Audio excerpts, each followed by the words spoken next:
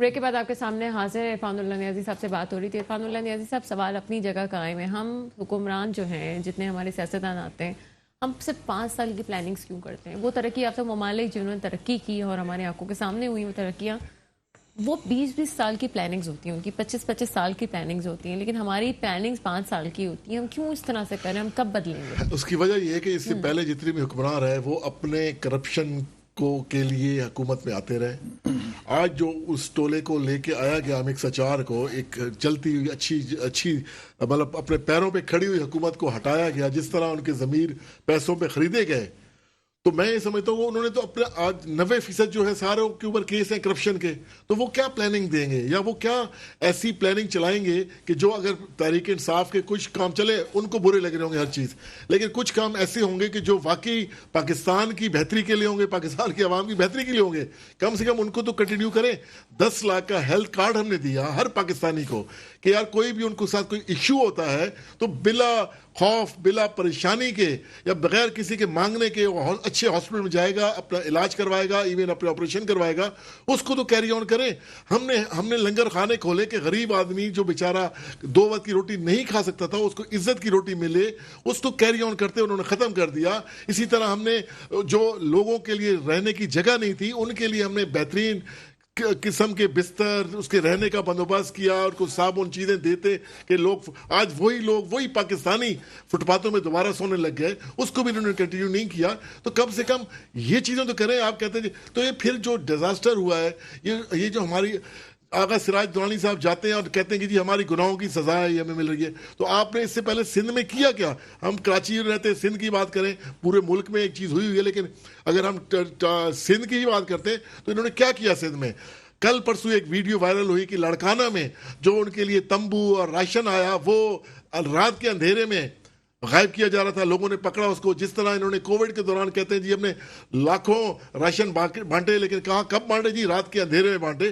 تو یہ تو ان کا وتیرہ بنا ہوا ہے. الزامات تو ختم نہیں ہوتے. ختم نہیں ہوں گے. کے دور میں جو امداد آئی اس پہ تو آپ پہ اب بھی سوال اٹھتا ہے. اب بھی بہت سے جو پارٹیز یہ کہتی ہیں کہ آپ لوگوں نے اس پہ کرپشن کی ہے. کرپشن سامنے لے کر آئے. اگر کی ہے تو یہ تو اتنے کیس بنا رہے ہیں نا, تو اس کو بھی بنا دیتے. ایسا دیکھیں سارا کچھ NDMA کے تھرو ہوتا رہا ہر چیز. آج بھی انہوں نے سارا کچھ NDMA کے ہی تھرو کر رہے ہیں.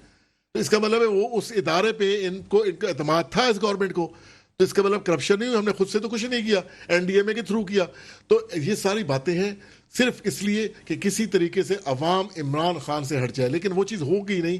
عوام نے بالکل اپنا مائنڈ بنا لیا ہے, اور میں سمجھتا ہوں کہ آنے والا جو وقت آئے گا یہ آپ کے سوال کو بالکل اس کو تقویت ملے گی کہ انشاءاللہ تعالی یہ 5 سال کی پلاننگ اب نہیں ہوں گی, اور جیسے ہی عوامی حکومت دوبارہ آئے گی یہ ہر چیز کنٹینیو ہوگا. ایک آخری سوال پوچھوں گی, بات اچھی نہیں کرتا, باتیں حق سچ کی جا رہی ہیں. مجھے بتائیں کہ یہ جو ابھی ڈیزاسٹر ہے سارا, ملک کی معیشت ڈوبی ہوئی ہے, آپ کو لگتا ہے آپ کی گورنمنٹ آئے گی تو سب چیزیں ٹھیک ہو جائیں گی؟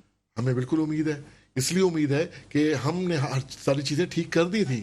3.5 سالہ دور میں ہمارے یہاں انڈسٹری لگ رہی تھی. 3.5 سالہ دور میں ہمارے یہاں ٹائر انڈسٹری لگ گئی جو ایک ٹائر انڈسٹری تھی. 3.5 سالہ دور میں ہماری ماربل انڈسٹری اتنی لگ چکی ہے. 3.5 سالہ دور میں سڑکوں کے جال بچھ رہے تھے. 3.5 سالہ دور میں ہماری ایکسپورٹ بوسٹ کر رہی تھی.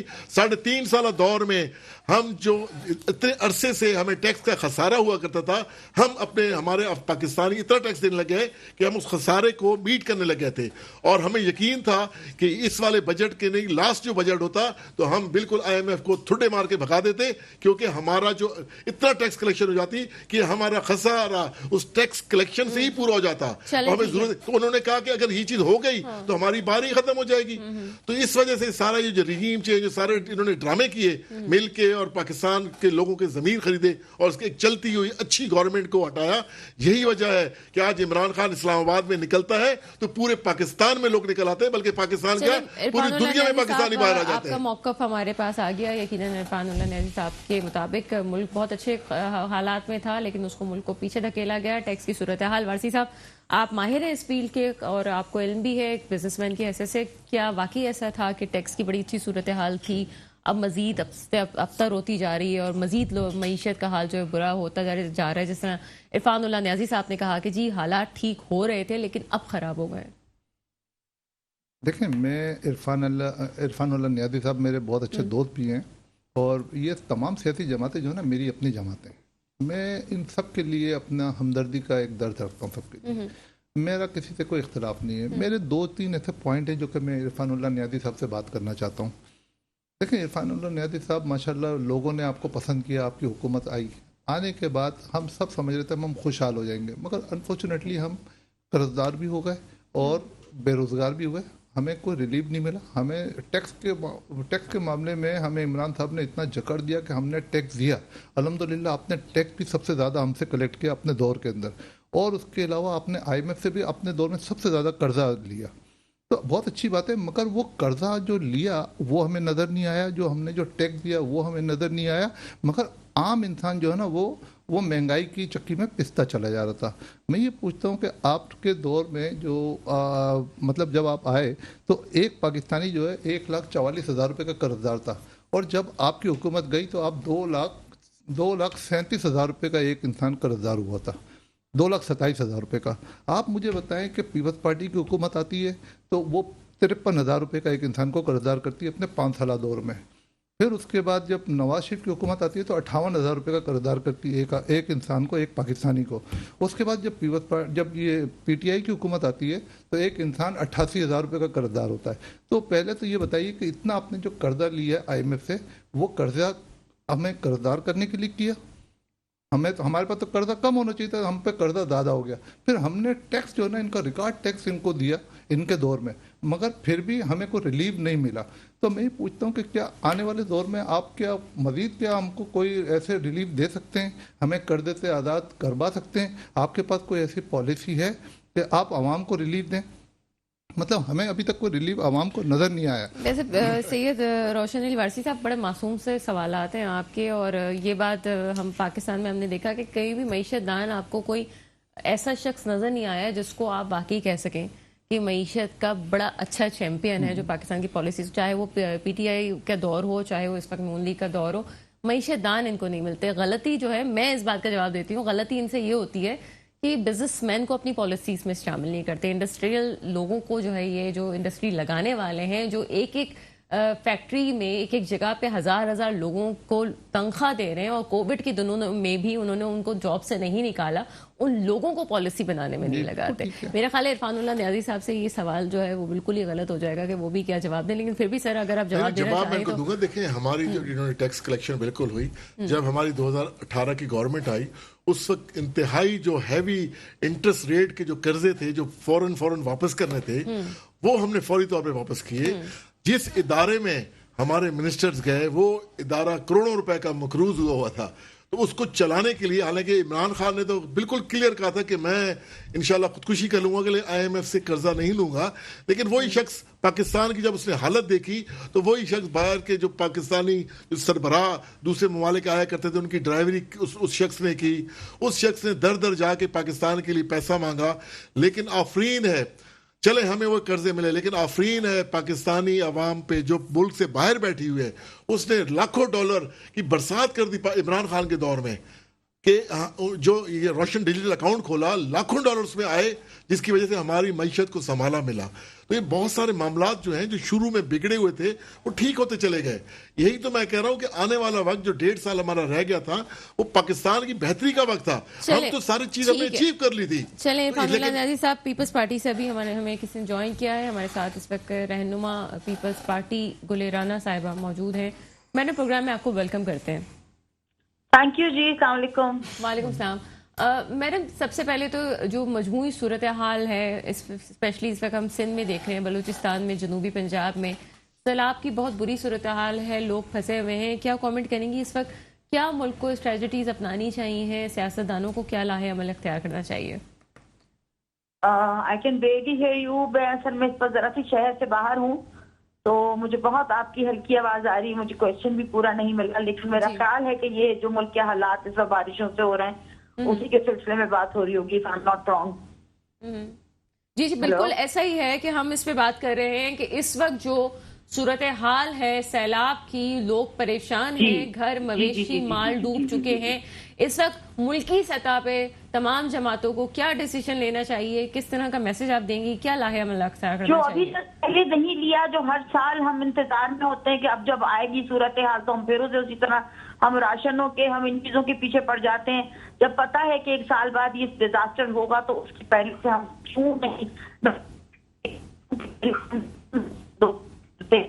کیوں نہیں اس چیز کا جو ہے مداوع کرتے کہ آئندہ آنے والے سال میں اب ایک چیز ہم دیکھ رہے ہیں تو اس کو پہلے سے کیوں پریکاشنز کیوں نہیں کرتے. مجھے آج تک یہ سمجھ نہیں آئی، وہ چاہے کوئی بھی ہو. آئی ایم ٹاکنگ اباؤٹ ایوری بڈی. تو ابھی آپ کیا سمجھتی ہیں کہ ابھی جو سیاست بھی اپنے عروج پہ ہے اور کوئی بھی جھکنے کے لیے تیار نہیں ہے، تو کیا کرنا چاہیے اس وقت؟ اس پہ ہی رہتی ہے اس لیے کہ کوئی نہ کوئی اپوزیشن، یہ تو ہمارا وتیرہ ہو گیا ہے جی. میں اس وقت بالکل نیوٹرل ہو کے بات کر رہی ہوں کہ جو اپوزیشن میں ہے، جب وہ حکومت میں ہے تو ٹھیک ہے سب کچھ، جب وہ اپوزیشن میں آ جاتے ہیں تو سب کچھ غلط ہو جاتا ہے. دس از ود ایوری ون. یہ بالکل ایسا ہی ہے کہ جی کیا کہیں، اب وہ اپنے لیے ہم، دوسرے کے لیے تو. اب اس کو کیا لمبی بات کھینچے اور کیا کہیں، مجھے تو اب یہ سمجھ نہیں آتی کہ بات کس پہ، بحث کس چیز پہ کی جائے. کیونکہ جب ہم گورنمنٹ میں ہوتے ہیں، میں ہم کر کے بات کر رہی ہوں، تو ساری چیزیں ٹھیک ہوتی ہیں. جب ہم اپوزیشن میں آ جاتے ہیں تو وہی ساری چیزیں جو اس وقت ٹھیک تھی وہ سب چیزیں خراب ہو جاتی ہیں. I just do not understand this. اچھا، ابھی تمام صوبوں میں، ہم نے 3 صوبوں میں ابھی بہت برا حال ہم نے دیکھا ہے، لیکن اسپیشلی سندھ گورنمنٹ کو خاص طور پہ مختلف جماعتوں کی طرف سے تنقید کا نشانہ بنایا جا رہا ہے. کیا کہیں گے اس پہ کہ واقعی یہ کہا جاتا ہے کہ اتنے سالوں سے سندھ پہ حکمران جماعت ہے اور پیپلز پارٹی، لیکن کوئی لاہ عمل مستقبل کا نہیں طے کیا گیا تھا؟ میں کوئی ان کی فیور کر رہی ہوں یا کچھ کہہ رہی ہوں، لیکن بات صحیح ہے، وہ میں ضرور کہوں گی. گورنمنٹ جو ہے وہ ہمارا، جو ہمیشہ سے لوگوں سے کہتے ہیں سوشل میڈیا ہمارا، ہم اس پر کام ہی نہیں کرتے. جو لوگ کچھ نہیں بھی کرتے وہ دکھا رہے ہوتے ہیں، ہم اگر کچھ کرتے بھی ہیں تو ہم اس کو نشر نہیں کرتے. لیکن یہ کہ ہمیں مزید کام کرنا ہے، لازمی کرنا ہے. جب تک سندھ کے اور ہمارے ملک کے، ناٹ اونلی فار سندھ، جب تک ہمارے ملک کے اور سندھ کے اور پنجاب کے سارے ہمارے ملک کے حالات ٹھیک نہیں ہو جاتے، ہمیں چین سے نہیں بیٹھنا چاہیے، کسی کو بھی نہیں. آپس کی لڑائی ختم کر کے خدا کے پاس خدا را ہم اپنے ملک کو اگر ترجیح دے دیں اور اپنے ملک کے لیے کر لیں، اور یہ بھول جائیں کہ جب ہم سیٹ پہ ہوں گے تو کام کریں گے، سیٹ پہ تو اتر جائیں گے تو کوئی کام نہیں کریں گے. اگر ہم یہ چیز چھوڑ دیں اور ہم بحث برائے بحث چھوڑ دیں. This message is for everybody. This message is for everyone. ہم عوام ہیں، اپنے آپ کو کوئی سیاستدان یا کچھ ایسا نہیں کہتی. ہم عوام ہیں. عوام کو ہمیں شعور چاہیے کہ کون ہمارے ساتھ ٹھیک کر رہا ہے، کون ہمارے ساتھ غلط کر رہا ہے.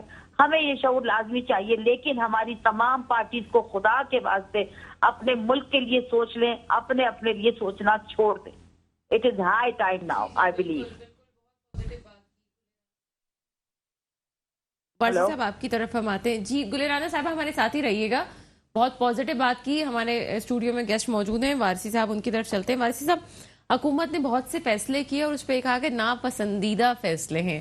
اس پہ بہت سے سیاستدانوں نے اپنا ایک، آپ کہہ لیں کہ ایک رد عمل بھی شو کیا کہ جی ہم ناراض ہو گئے ہیں. کوئی جو ہے اجلاس سے اٹھ کے چلا جاتا ہے، کسی کی آنکھ میں آنسو آ جاتے ہیں اور کوئی کہتا ہے ہم مجبور ہیں. اس کے باوجود بھی کیا آپ سمجھتے ہیں کہ ملک کی معیشت بہتری کی طرف جا رہی ہے؟